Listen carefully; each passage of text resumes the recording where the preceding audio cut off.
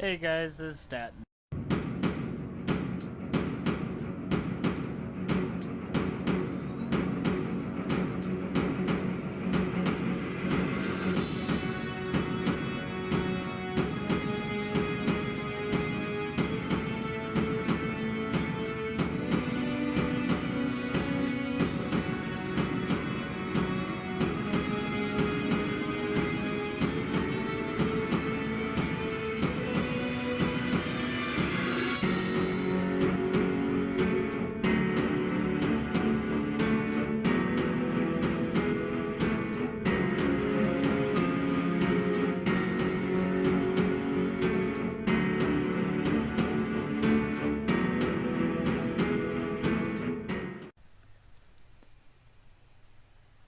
Welcome to another Heart to Heart with Statton. Before I begin, I would like to apologize in advance if you hear any background noise. I've got neighbors that are outside mowing their lawns, which I can understand. This is the time of year where the grass is really growing at a quick pace. Even I've had a time keeping my lawn short. But now, with that said, I would like to say that from from now on, when I pick movies to talk about, I'm not going to just talk about movies that are popular or movies that are taking place in today's day and age, like movies that are currently out in theaters or just came out on DVD or anything like that. I'm also going to be talking about old movies, and and not even popular movies necessarily. Like I think I will bring up B films, especially B horror flicks, which are movies that my sister and I used to enjoy all the time because we used to laugh at just how stupid these movies were. There are some movies that are just so terrible that it has left us both thinking, what made them think that this was such a good idea to make, or at least after they were made, what made them think that this movie was going to be at all popular or people were going to love it. It just didn't make any sense to us. But then there are those, even if they weren't intentionally funny, they were actually quite hilarious, and and the comedy part of them did more than make up for whatever it is they were lacking in as their main purpose, rather if it was horror or drama, you name it. Now, this movie going to talk about called Cabin Boy, it actually is a comedy. It was meant to be funny. But the thing is the movie is so cheesy that it actually ended up a miracle that it was at all entertaining whatsoever. I don't. Somehow they took something that was going to be very stupid and they pulled it off to the point where even when you watch it, you're thinking to yourself, this is so stupid, but at the same time, so entertaining. I can't pull myself away from it. So, let's see. How do I explain what the movie Cabin Boy is about? For this, my silly dim-witted looking classmates. I'm just gonna wing as I go along, so let's get started. So, Cabin Boy is about a guy who's at this school for rich guys. When he graduate, they're supposed to earn this title called Fancy Lad, which I'm not entirely sure. Other than the fact to express the fact that they were rich and went to that school, I'm not entirely sure what that title is supposed to also entail. If it's supposed to imply anything else. But anyways, because he's lived such a lifestyle, he looks down on anybody and everybody, including those that are supposed to be equal to him, like his other friend, or I wouldn't call them friends, but the other students of that school and everything. Well, he received a letter on the day he was supposed to graduate from his dad saying that he had a job waiting for him in Hawaii, and that there would be a ship that would take him to Hawaii afterward. Well, it was supposed to be a ship where he's going to be catered to and everything. Uh, well, I for I I think it was I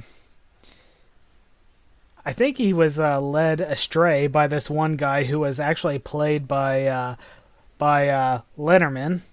Played yeah the guy who owned who used to be on a late night talk show. I don't remember if he I don't know right now if he's still on that show or if he's retired, but the point is he you actually do get to see a younger him in that movie, which I didn't even recognize. Everybody else recognized him when I watched the movie with my sister and a friend of mine. They were both like, "Hey, isn't that Letterman? That is him." And I'm like, I don't see it.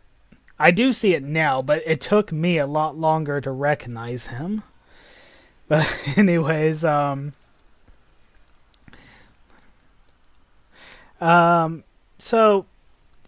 I think because he recognized that this guy who would later on be known as the cabin boy would he saw he didn't like him at all, so he gave him the wrong directions, and as a result, he ended up on the wrong ship, a ship with four cranky old fishermen, which I would also like to point out, and I'll show you a clip really quick of one of them. This guy actually reminds my sister and I of our late Uncle Dick. Here he is. Don't chew it all in one place, shit for brains.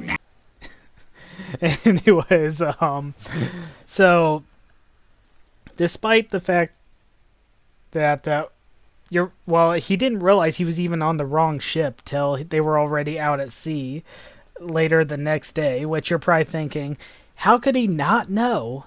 It should be obvious. Well, I would tell you, but I'm not going to tell you every little thing about this movie because I do recommend you watch this movie. It is good despite its appearance. And if I tell you every little thing that happens in this movie or why it even happens, then you might as well not watch it because I just spoiled the whole thing for you.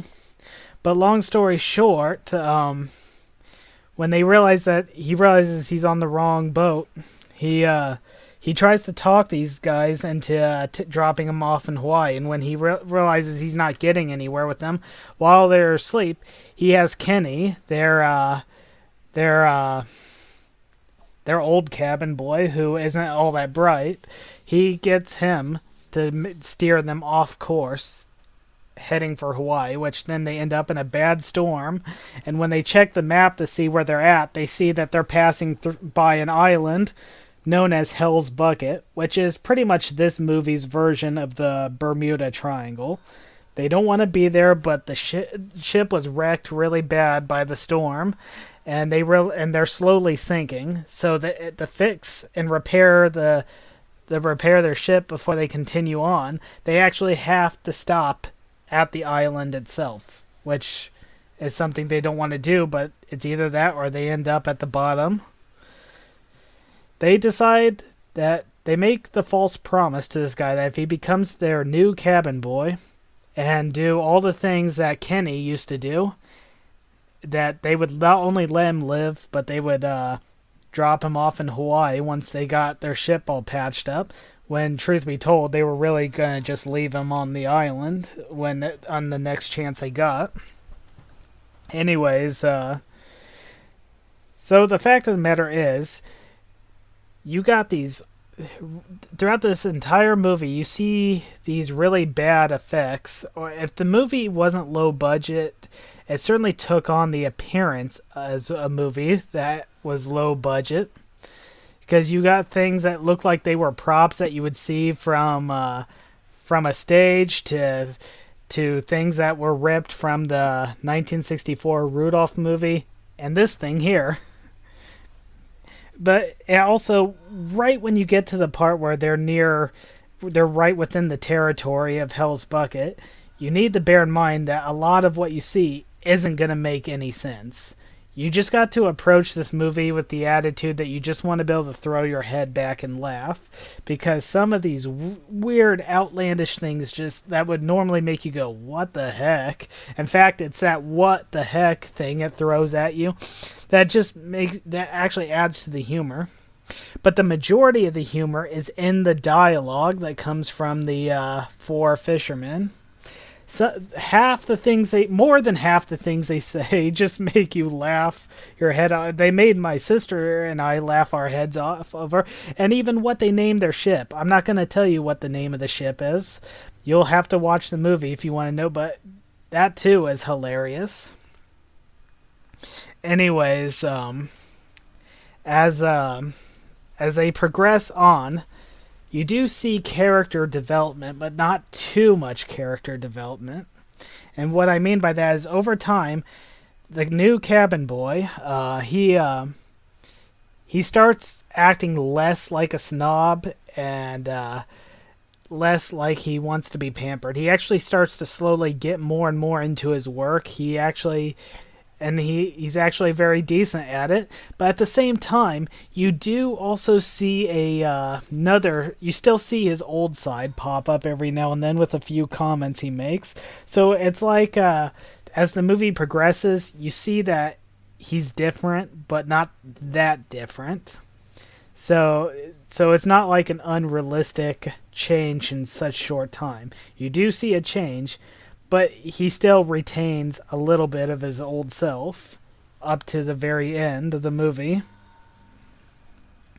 So, along with these weird things, you see other things like a half man, half shark, and other things that look like that they were taken from different mythologies from all around the world. Beyond that, if you're looking for a movie that makes complete and total sense, don't think that way when watching this movie. Just realize between the dialogue and the weird things that happen that this movie is just meant to make you throw your head back and laugh. I think this line right here in the movie itself says it best. In a situation like this, you make up shit as you go along. Anyways, so yeah, with this movie and some other movies I'll bring up later on in the future, this will prove that movies don't have to have the world's best effects. They don't have to be all great, as in today's day and age, kind of greatness. You can take the cheesiest, low-budget looking movies and actually make them awesome if done right. You see, it doesn't have to look spectacular to actually be spectacular. And not only was it a miracle that this movie, The Cabin Boy, ended up as good as it was, I wouldn't say it was popular, because I didn't even know that this movie existed, like I said, until after the year 2000.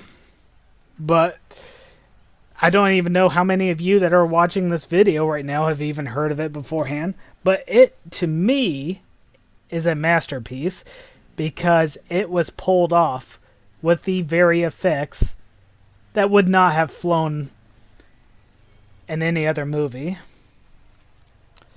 So, with that said, I do recommend you watch this, and I will recommend other cheesy and possibly B movies